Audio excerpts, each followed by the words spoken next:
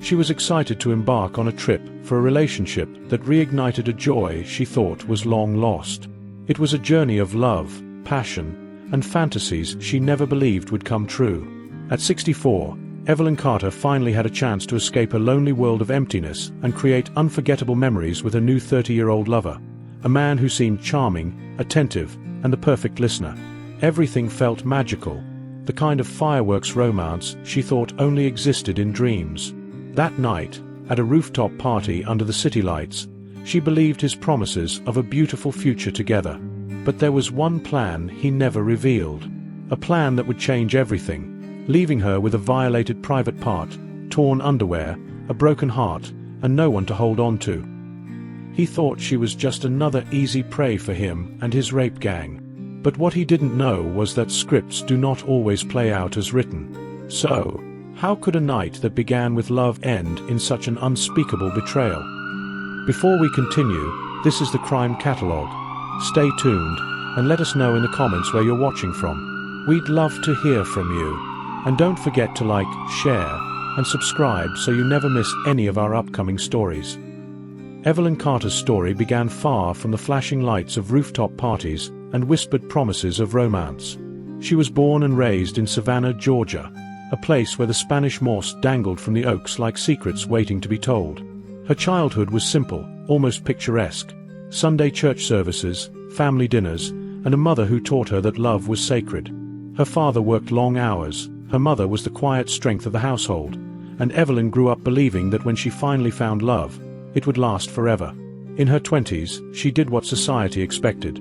She became a teacher, molding young minds with the same patience her mother had shown her.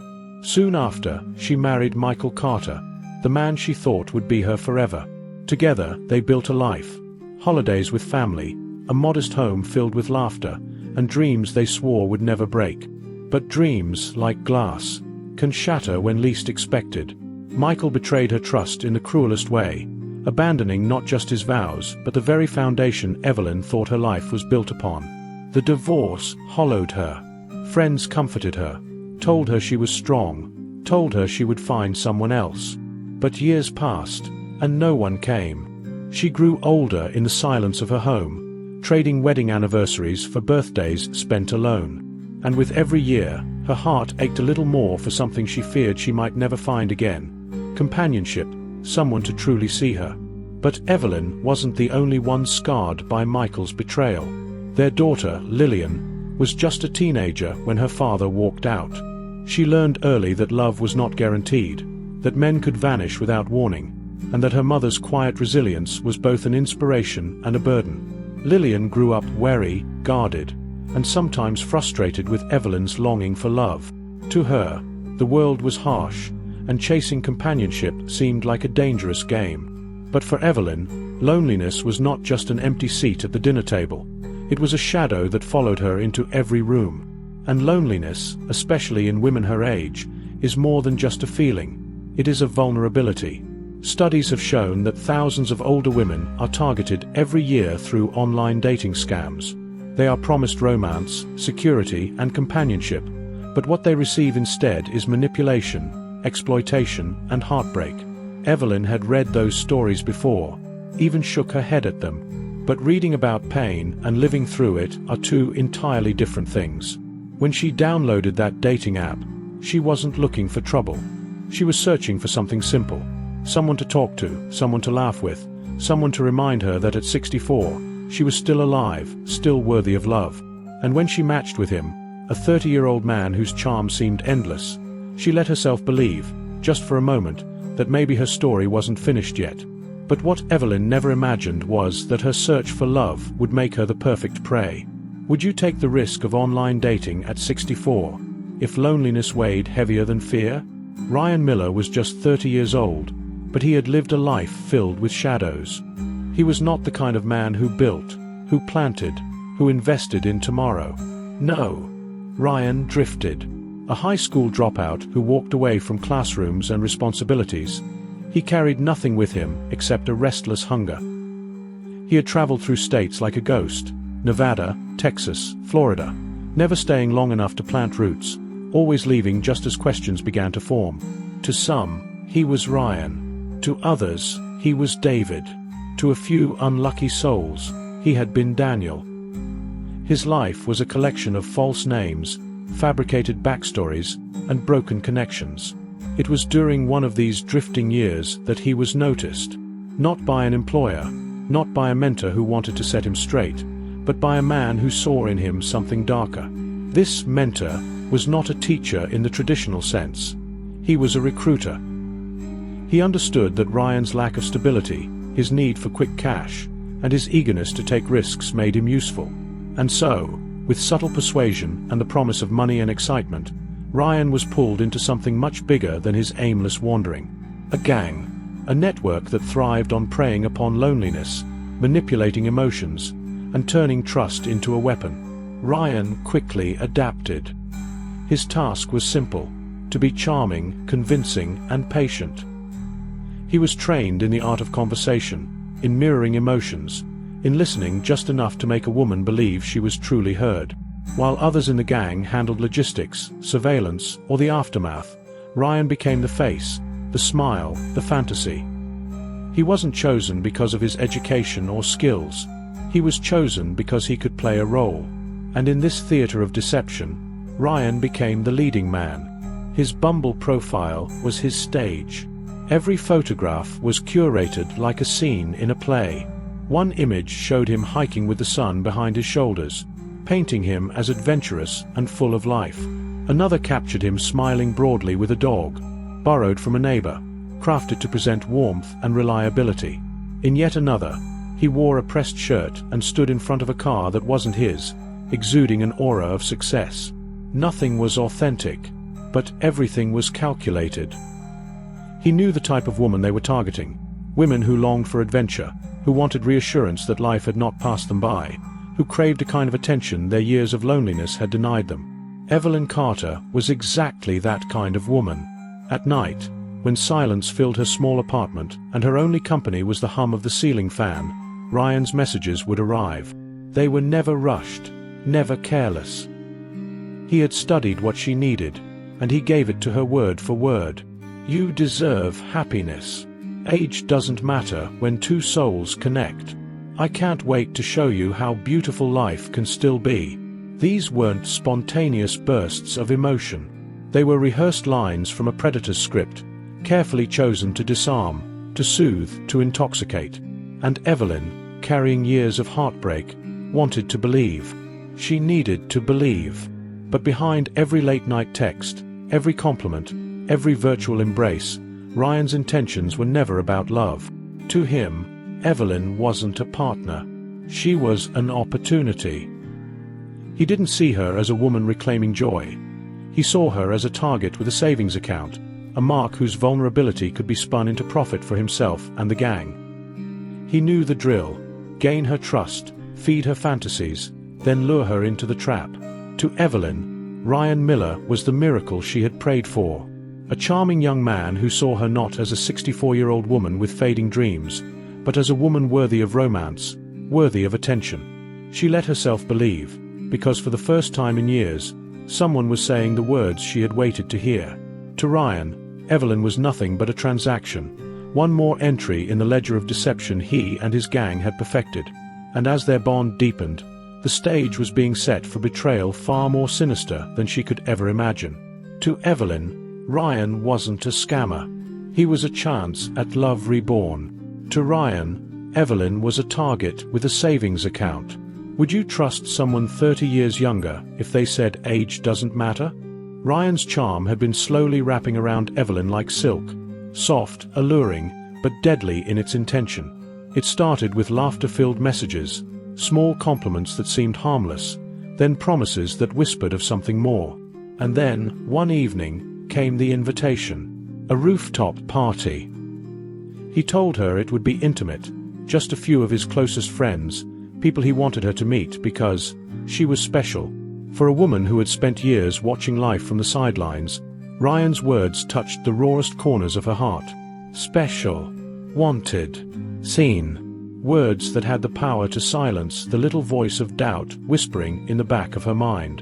On the day of the party, Evelyn stood in front of her mirror longer than usual. The navy blue dress she chose wasn't extravagant. It was modest, elegant, but to her, it carried meaning. It symbolized hope, the idea that maybe, just maybe, this new chapter of her life would begin tonight. Her hands trembled slightly as she applied lipstick.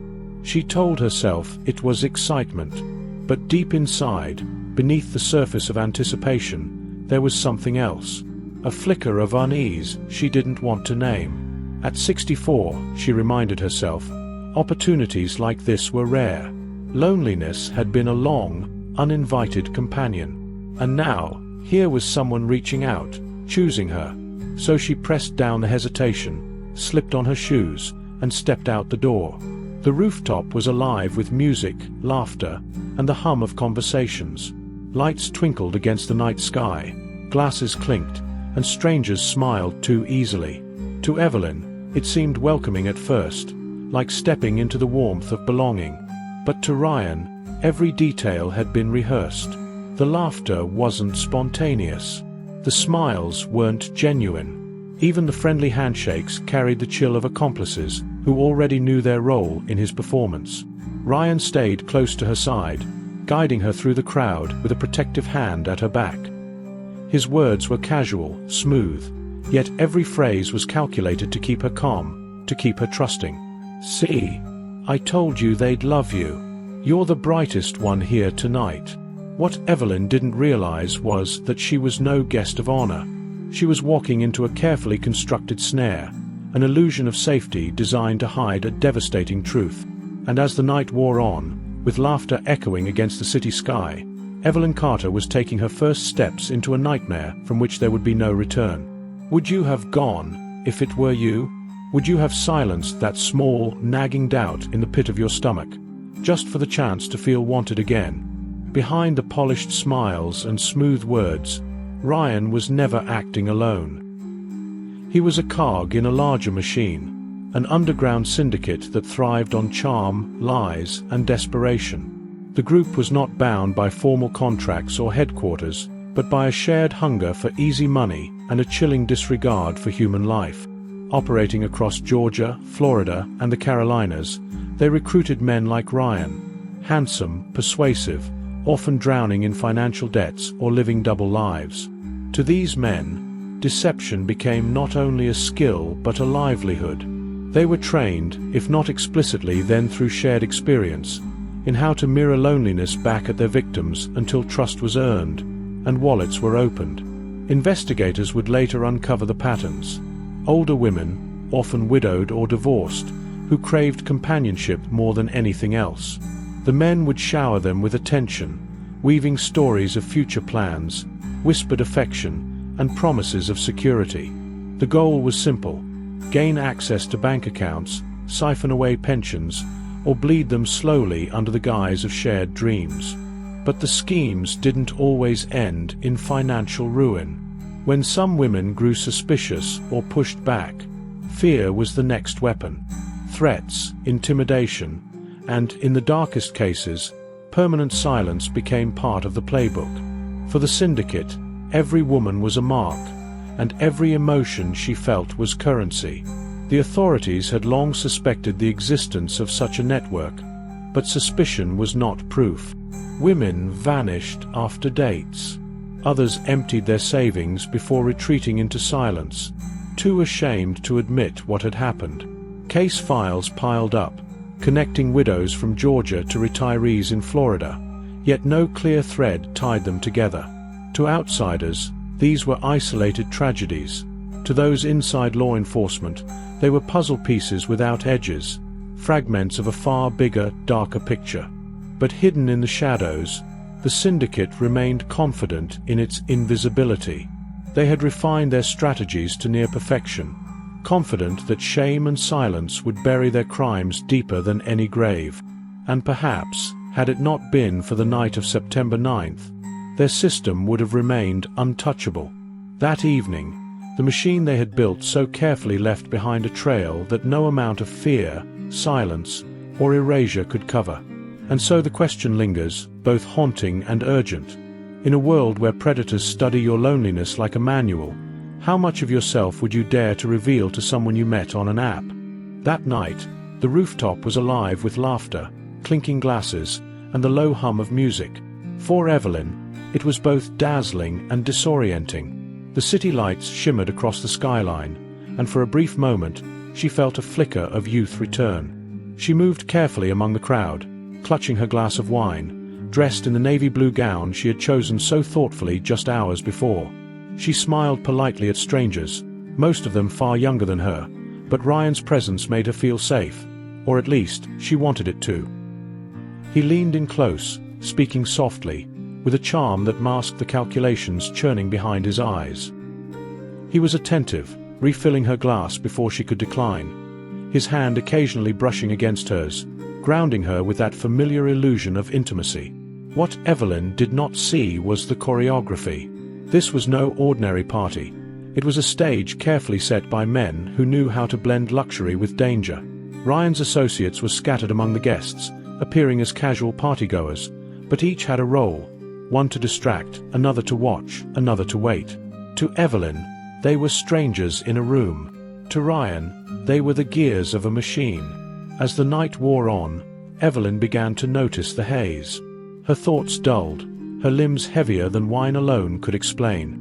A quiet panic stirred within her chest, but she told herself it was nerves, the newness of it all.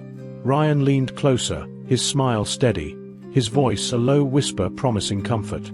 "Let's step away for a bit. Somewhere quieter." His words were delivered with warmth, but they carried a hidden finality. He led her through a corridor away from the laughter, and into a private lounge at the far end of the venue. The dimly lit room was starkly different from the golden glow of the party. Waiting inside were two men she had not seen before, faces hard, eyes calculating. Her heart skipped, a warning scream rising inside her that her lips never fully formed. The door closed behind them, shutting her away from the skyline, the music, the laughter, everything that made her feel safe. What followed was hours of unthinkable cruelty. The details, though too horrific.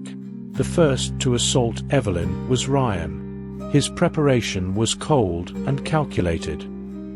He slipped on gloves and a condom, not out of any sense of responsibility, but as a way to erase himself, to make sure no trace of his identity would remain on her body. To him, she was not a human being, only a victim to be silenced. Evelyn begged him to stop. Her voice cracked under the weight of fear, tears streaking down her face. Every word, every plea, was drenched in desperation, a woman clinging to her dignity in the face of a nightmare. She pleaded for mercy that never came. Ryan ignored her suffering, focused only on control. And then, his plan failed.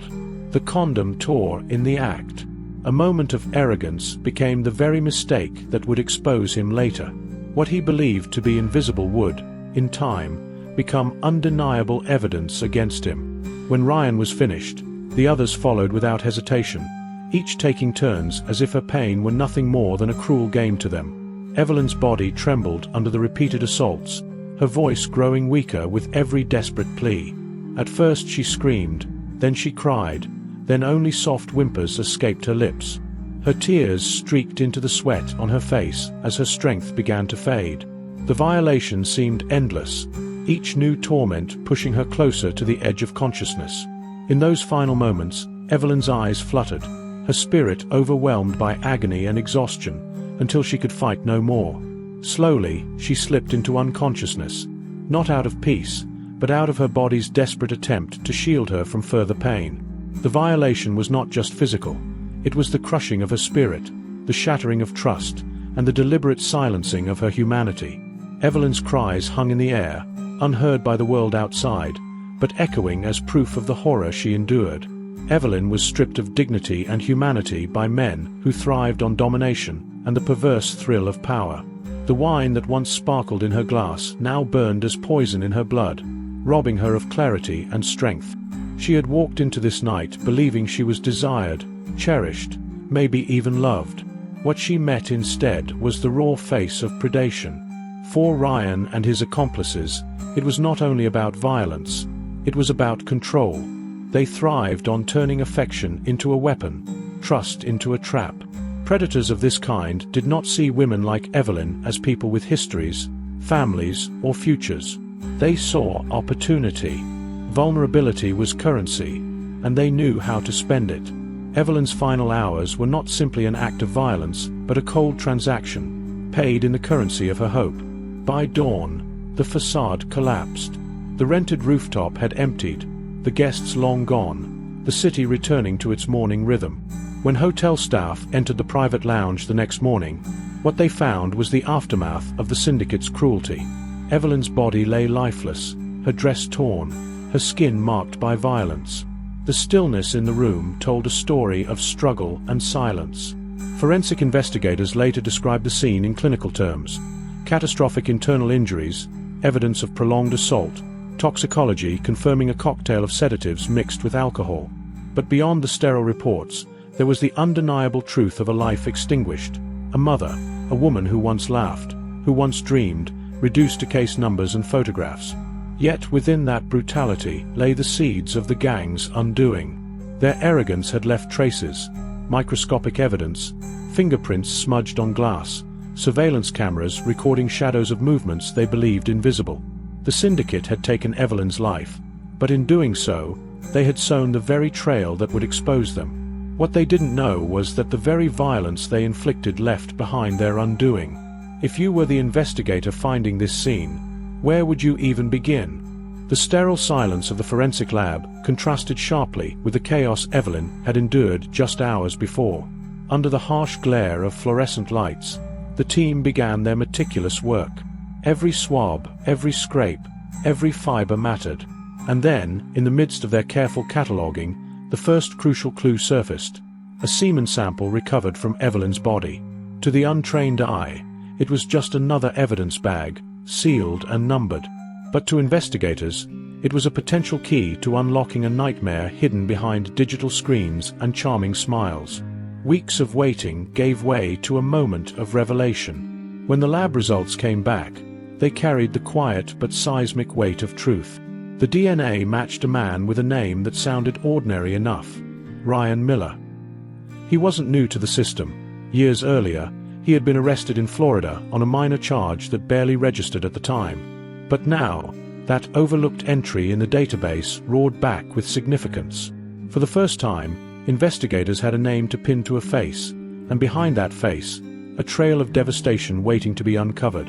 With Ryan identified, detectives began retracing his movements. What emerged was a tangled web of aliases, prepaid phones, and quick getaways across Georgia, Florida, and the Carolinas. He was a man without roots, reinventing himself wherever he went, always 2 steps ahead of suspicion. Yet patterns began to crystallize: sudden relationships with older women, abrupt financial withdrawals, women disappearing from dating apps with chilling regularity. Evelyn's death was no isolated tragedy. It was part of a much larger script, one Ryan had rehearsed again and again. The case quickly escalated beyond state lines. Reports from Savannah mirrored those in Jacksonville, and Jacksonville mirrored Charlotte. Each city had whispers, complaints, and unsolved disappearances that now began to converge around one common denominator.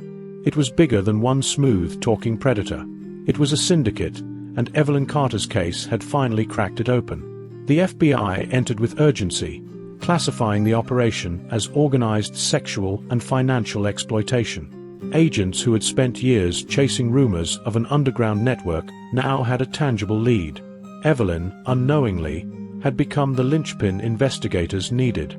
Her life and death illuminated a path of evidence, a roadmap that revealed just how calculated and widespread the syndicate's reach had become. What once appeared as isolated tragedies now linked together as part of a larger, orchestrated playbook. And yet, to Ryan, it had been just another night. Another conquest, another lie spun, and another victim silenced.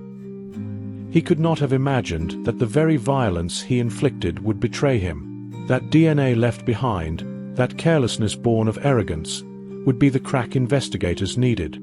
The empire of deceit he served under was vast, but now it was compromised. For the first time in years, law enforcement had a name, a face, and a blood trail leading directly into the heart of the syndicate. For Ryan, It was just another night. For investigators, it was the crack in the armor of an empire of deceit. Do you believe forensic science will always catch criminals no matter how careful they are? November 2023. After months of meticulous investigation, Ryan Miller was finally in handcuffs. His arrest was not the quiet disappearance of a man who had spent years slipping through shadows. It was a spectacle. Federal agents swarmed his Miami condo, seizing laptops, burner phones, and counterfeit IDs that bore names investigators had already tied to years of digital scams and romantic deceptions. Alongside him, several accomplices were dragged out, men who had been waiting in hotel rooms, lurking in shadows, exploiting women like Evelyn for their bodies and their wallets. For the first time in years, the empire Ryan built on lies was beginning to crumble. On the sitting day, the air was thick with anticipation, and inside the courtroom, the weight of Evelyn's case hung heavy in the air. Prosecutors knew they had to make her story the centerpiece of their argument. Not just another tragic statistic, but the human face of Ryan's cruelty. They painted her life in vivid strokes. A 64-year-old woman who still believed in love, who dared to trust, and who paid the ultimate price for that faith. Photographs of Evelyn's smile, bright, hopeful, unguarded, were projected for the jury. Her daughter, Lillian, sat only a few feet away, clutching a tissue, her hands trembling as she braced herself to testify. When Lillian took the stand, her voice cracked but carried the force of truth. She spoke of her mother's loneliness, her cautious optimism when she mentioned Ryan, and the excitement she had about finally finding someone who sees me. Every sentence was laced with heartbreak, and as she recounted those final hopeful messages Evelyn sent before that rooftop party, the courtroom fell silent. Even the defense attorneys, seasoned in deflecting blame, looked down at their notes, unwilling to meet her eyes. But prosecutors didn't stop there. They dug deeper, unearthing testimony from women across multiple states. Some had survived Ryan's deception, others had not. There were stories of drained bank accounts, wrecked marriages, destroyed mental health. For some, the betrayal was financial. For others, it was far worse. Brutal nights they would never fully recover from. The jurors were forced to confront a pattern. This was not a crime of passion. It was a system, a machine, and Ryan Miller was at its core. Throughout the proceedings, Ryan's demeanor was chilling. At first, he leaned back in his chair, confident, even smirking when his name was read alongside charges of murder, aggravated sexual assault, fraud, and racketeering. To him, this was theater. He had been in and out of courts before, slipping free every time. But as the evidence piled up, DNA results confirming his presence at the scene, bank records showing stolen money funneled through shell accounts, testimony linking him to alias after alias, his mask began to crack. Gone was the smug grin. By the third week, he sat forward, scribbling furiously on notepads, whispering sharply to his lawyers. On the day forensic analysts described, in clinical detail, the injuries Evelyn sustained, his jaw tightened, his fingers dug into the table. The jury could see what he didn't want them to.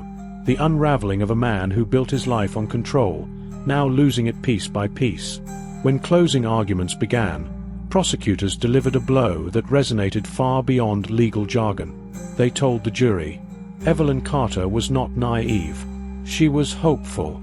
She was brave enough to believe in love again, and for that, she was punished. The question you must answer is simple. Will her story end with deception, or will it end with justice? The verdict came swiftly. Guilty on all counts: murder, aggravated sexual assault, fraud, and racketeering. As the words echoed in the chamber, Lillian broke down in tears, clutching her chest as though her mother's spirit had finally been given peace. Ryan's face drained of color. For the first time, he realized he would not walk out of that courtroom as a free man. The sentence was as final as it was fitting: life without the possibility of parole. A man who had stolen years, lives, and dreams from so many women would now live out his days in a cell, stripped of the freedom he once weaponized. But this tragedy does not end on justice alone. It lingers on Evelyn, her story, her face, her legacy. Because her case was not just another conviction. It was the key that unlocked years of hidden crimes, the catalyst that brought down an empire of deceit. But Evelyn's story wasn't just about justice in a courtroom. It was about a legacy that no sentence could erase. For Ryan, it was the end of freedom. But for the women who came forward, for the daughters who wept, and for the investigators who refused to give up, it was only the beginning of a reckoning. Outside the courthouse, the air was thick with a strange mixture of relief, sorrow, and finality. News cameras flashed. Reporters jostled for position. And there stood Lillian, Evelyn's daughter, her hands trembling as she held a folded statement. Her voice cracked with emotion as she spoke, every word echoing across the courthouse steps. She told the world that her mother's story had not been in vain, that the woman she lost, her best friend, her guide, her mother, had become the spark that saved countless others from suffering the same fate. "My mom thought she was finding love," Lillian whispered, tears streaking down her cheeks. "Instead, she uncovered evil. But because of her, women across this country will be protected." She became a light in the darkest storm. In the weeks that followed, Evelyn's memory lived far beyond her family. At the elementary school where she had once volunteered, students made cards and banners, decorated with bright colors and shaky handwriting, remembering the gentle teacher's aide who never failed to greet them with warmth. Neighbors in Savannah held candlelight vigils, standing shoulder to shoulder, lifting Evelyn's name in prayers and songs. But it wasn't just those who had known her personally. Women across the nation, many who had never even met Evelyn, came forward. Some were victims who had been too ashamed to speak. Others were women who had almost fallen prey to the very same lies Ryan Miller told. To them, Evelyn Carter became a symbol, a caution, a rallying cry. The ripple effect of her case was undeniable. Headlines flooded national newspapers. Scam that preyed on seniors exposed. Murder of Georgia woman unmasks national syndicate. Across social media, discussions erupted about the dangers of online dating, particularly for older women and men who sought companionship in their later years. Non-profits and advocacy groups formed new initiatives, lobbying for stronger protections and awareness campaigns. Workshops were held in senior centers, teaching red flags of online scams. Lawmakers began drafting legislation designed to crack down on transnational fraud networks. Evelyn's case wasn't just a tragedy, it was a turning point. The event carries some heartbreaking weight, weighted with both sorrow and reverence. Evelyn Carter was not just a victim of a senseless crime. She was the reason an empire of deceit collapsed. She was the reason federal authorities finally connected the dots of a sprawling, multi-state exploitation ring. She was the reason women who had suffered in silence finally spoke. And though she never knew it, Evelyn became the quiet warrior who toppled a kingdom of lies. Her story is a reminder of how quickly loneliness can be weaponized by predators, how love can be twisted into a snare, and how trust, once broken, leaves scars deeper than any physical wound. But it also reveals something powerful, how tragedy, when exposed to light, can transform into a voice that resonates far beyond one life. In the end, Evelyn's silence became a voice for many. Her death turned into a legacy. And though she never lived to see the justice her story brought, every woman who now questions, every man who thinks twice, every senior who pauses before trusting too quickly, carries her legacy forward. Evelyn Carter never lived to see the justice her life brought. But justice carried her name, and justice made her eternal. Her legacy is not just in the sentence handed down in a courtroom, but in the lives she saved after she was gone. Do you believe Evelyn's story will stop others from falling into the same trap? Or will history, tragically, repeat itself? Share your thoughts below. This has been the Crime Catalogue. If you made it this far, thank you for riding with us, and don't forget to like, comment, and subscribe to hear the stories that must be told. And most importantly, share this video.